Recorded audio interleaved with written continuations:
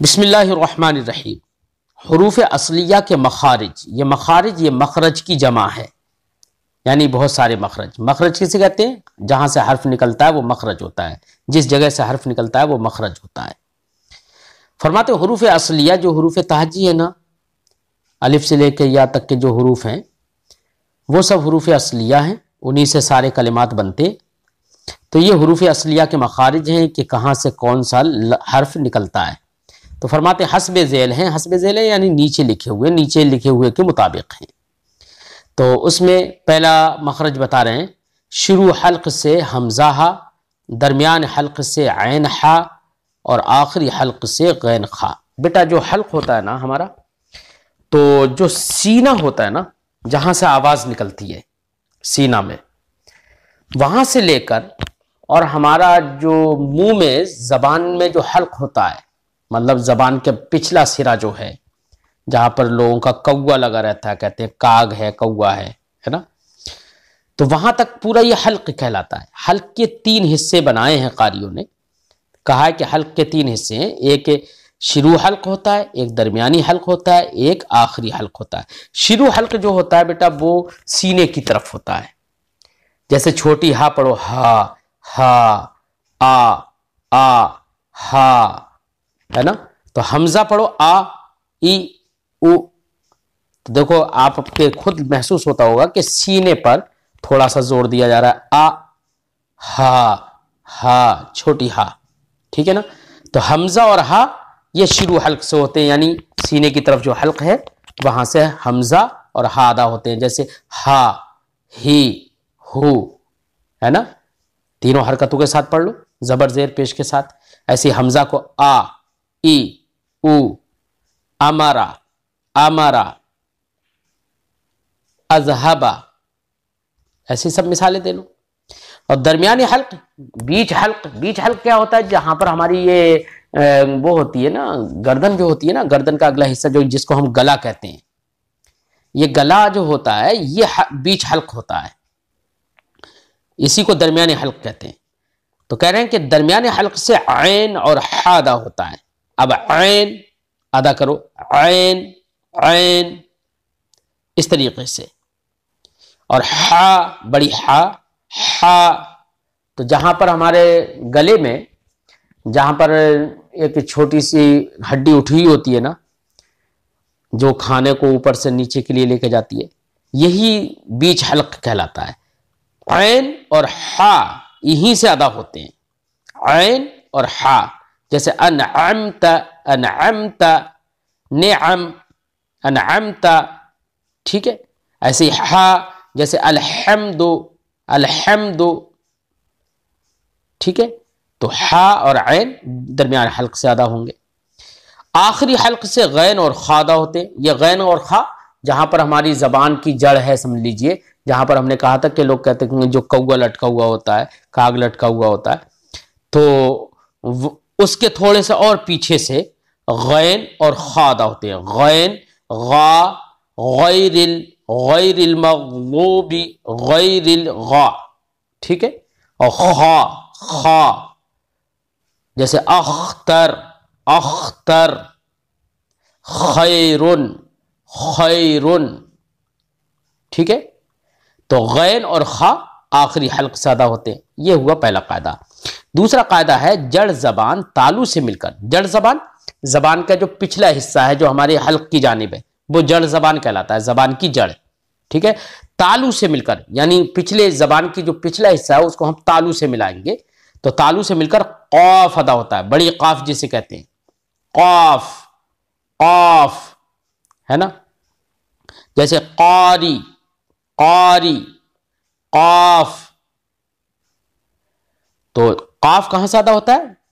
جڑ زبان تالو، یعنی زبان کی جو جڑ ہے پچھلے کا حصہ ہے اس کو تالو سے ملا کر قاف ادا ہوتا ہے۔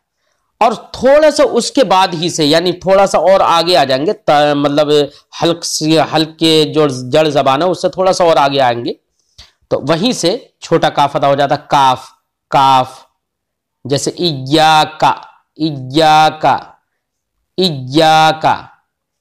نستعینک، ٹھیک ہے۔ تو کاف اسی کے بعد سے ادا ہوتا ہے. تو یہ سب آرام سے پڑھ لیں گے. قاعدہ نمبر 3 میں ہے بیٹا بیچ زبان تالو سے مل کر جیم شین یا غیر مدہ ادا ہوتی ہے. یعنی بیچ زبان. اب دیکھیے ایک ہے جڑ زبان ایک ہے سرا زبان. جو ہمارے دانتوں کی طرف زبان کا حصہ ہے اس کو سرا زبان کہتے ہیں. ٹھیک ہے. اور جو ہمارے حلق کی جانب زبان کا حصہ ہے اس کو ہم جڑ زبان کہتے ہیں.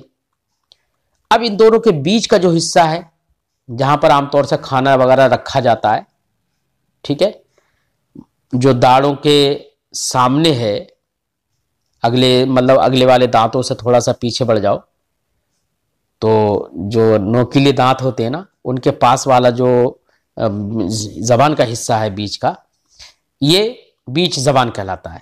اب بیچ زبان کو ہم تالو سے اگر ہم ملائیں گے تو جیم ادا ہوگی. جیم دیکھو کہہ کے دیکھو، سب لوگ کہہ لیتے ہیں جیم، تو وہی بیچ زبان تالو سے لگ رہی ہے، اوپر لگ رہی ہے. ایسے شین، شین، بڑی شین بھی وہیں سے ادا ہوگی. ایسے یائے غیر مدہ، یائے غیر مدہ بھی وہیں سے ادا ہوگی. جیسے اجا، اجا، ایاک نعبد و ایاک نستعین. تو اجا، تو یہاں پر یا جو ہے یا غیر مدہ ہے. یا غیر مدہ وہ یا ہوتی ہے جس سے پہلے زیر نہ ہو، ٹھیک ہے، اس یا کو یا غیر مدہ کہتے ہیں. ٹھیک ہے. اجا، تو بیٹا جو قاعدہ نمبر 1 میں حمزہ ہا، عین ہا اور غین خا پڑھے ہیں نا، ان کو بیٹا چونکہ وہ حلق سے نکلتے ہیں ان کو حروف حلقیہ کہتے ہیں. کیا کہتے ہیں؟ حروف حلقیہ، یعنی حلق سے نکلنے والے حروف. ٹھیک ہے. اور یہ جو زبان سے جتنے حروف نکلتے ہیں تو ان کو حروف لسانیہ کہتے ہیں. کیا کہتے ہیں؟ حروف لسانیہ، زبان سے نکلنے والے. جیسے کہ جڑ زبان تالو سے مل کر قاف ادا ہوا، اس کے بعد ہی سے کاف ادا ہوا. بیچ زبان تالو سے مل کر جیم شین یائے غیر مدہ ادا ہوتی ہے، جیسے ایاک، ہے نا. تو یہ سب کیا کہلائیں گے؟ حروف لسانیہ. ٹھیک ہے، کیونکہ زبان سے، لسان کا معنی زبان ہوتا ہے، اور زبان سے یہ ادا ہو رہے ہیں تو یہ حروف لسانیہ کہلاتے ہیں. اور قاعدہ نمبر 4 میں ہے کنارہ زبان داڑھ سے مل کر غاد ادا ہوتا ہے. کنارہ زبان، زبان کا دیکھیے کنارہ جو ہوتا ہے، ہماری جو داڑھوں کی طرف جو زبان کا کنارہ ہے، ایک لمبی لمبی زبان ہے، اگلے تو سرا ہے، پیچھے اس کی جڑ ہے، اور دونوں سائڈوں سے جو ہے وہ زبان کا کنارہ ہے. تو زبان کا کنارہ آپ داڑھ سے ملائیں. داڑھ سے ملانے میں آسانی یہ ہوگی، اوپر والی داڑھ سے ملائیں، چاہے بائیں طرف ملائیں چاہے دائیں طرف ملائیں. لیکن کنارہ زبان آپ کو داڑھ سے لگانا ہے تب یہ غاد ادا ہوگا. غاد، غاد، اس طریقے سے. ٹھیک ہے. کنارہ زبان مسوڑے سے مل کر لام ادا ہوتا ہے. یعنی کنارہ زبان، زبان کا کنارہ، زبان کا کنارہ مسوڑے سے ملا کر لام ادا ہوتا ہے. لام، لام، لام. کنارہ زبانی لگانا ہے، یاد رکھنا. لام، ال، ال، ال، اللہ، اللہ. ٹھیک ہے. اس طریقے سے کنارہ زبان مسوڑے سے. اب مسوڑا، اوپر مسوڑا کہاں پر ہوتا ہے؟ دانت جہاں سے نکلتے ہیں وہی مسوڑا کہلاتا ہے. ٹھیک ہے. قاعدہ نمبر 6 میں سرا زبان تالو سے مل کر نون ادا ہوتا ہے. سرا زبان تالو سے، زبان کا سرا بالکل اگلا حصہ جو ہوتا ہے وہ سرا زبان کہلاتا ہے. اس کو آپ کس سے ملائیں گے؟ تالو سے، اور پھر اس سے نون ادا ہوگا. نون، دیکھو نون کہنے میں ہی خود بخود زبان اٹھ جاتی ہے، اوپر کے لیے سرا زبان اوپر اٹھ جاتا ہے تالو کی طرف. نون. جیسے نحمد، نحمد، النون، ذنون. تو نون جو ہم بول رہے ہیں دیکھو زبان کا سرا اوپر اٹھ رہا ہے، تالو سے جا کے مل رہا ہے. نون، ہے نا. نستعین، نستعین، نعبد، نعبد. تو دیکھو نون ادا کرنے میں ہمیں کہاں پر زبان لگانا پڑ رہی ہے؟ سرا زبان تالو سے لگانا پڑ رہا ہے. قاعدہ نمبر 7 میں ہے پشت زبان قریب سرا زبان تالو سے مل کر غا ادا ہوتی ہے. پشت زبان، زبان کی پشت، پیٹھ، زبان کی پیٹھ. تو پیٹھ کون سی ہوگی؟ اوپر کا حصہ پیٹھ کہلاتا ہے. ٹھیک ہے. تو زبان کا جو اوپری حصہ ہے نا وہ زبان کی پشت کہلاتا ہے.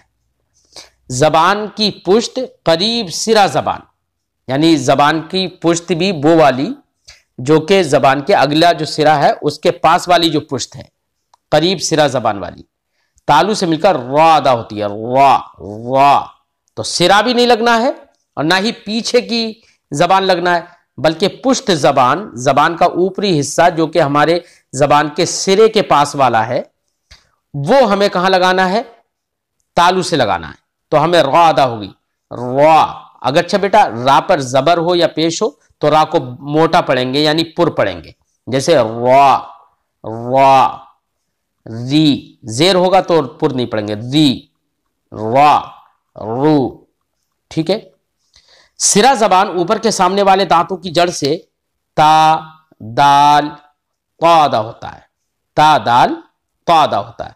تو دیکھو سرا زبان، زبان کا اگلا حصہ جو ہے سرا ہے، اوپر کے سامنے والے دانتوں کی جڑ سے لگا دو، ہے نا، اور پھر تا ادا کرو.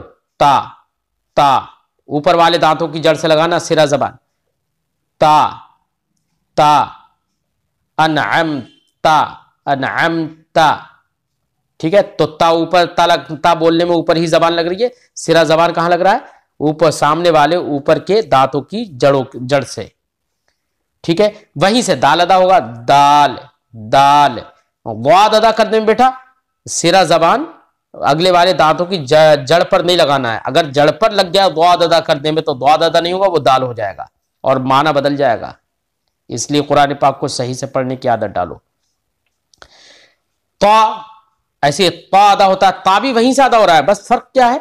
تا میں آپ جو تا، چونکہ اطباق ہوتا ہے، اس میں اطباق کا مطلب یہ ہوتا ہے کہ یہاں پر زبان کا سرا جو ہے ہمیں اوپر والے دانتوں کی جڑوں سے تو لگانا ہی ہے، لیکن ساتھ ہی ساتھ ہمیں اپنی زبان کا بیچ زبان کا جو حصہ ہے نا اس کو ہمیں تالو سے بھی ملا دینا ہے، تاکہ بالکل ایک دم ہمارا تالو بند ہو جائے اس طریقے سے. کیونکہ تا میں تا کو موٹا پڑا جاتا ہے. کیسے پڑا جائے گا؟ قا قا قا قا. تالو سے لگاؤ بالکل. ٹھیک ہے. اور اگلا زبان کا جو سرا ہے وہ آگے ہی وہیں پر دانتوں کی جڑ سے ہی لگے گا، اور انہی دانتوں کے سرا اور سرا زبان مل کر سا ذال غا ادا ہوتا ہے. غا میں بھی دیکھو سا میں کیا کرنا ہے آپ کو؟ اوپر والے دانتوں کا جو سرا ہے نا اس سے اپنے زبان کا سرا ملاؤ، ایسے لگا کے دیکھو، سا سا.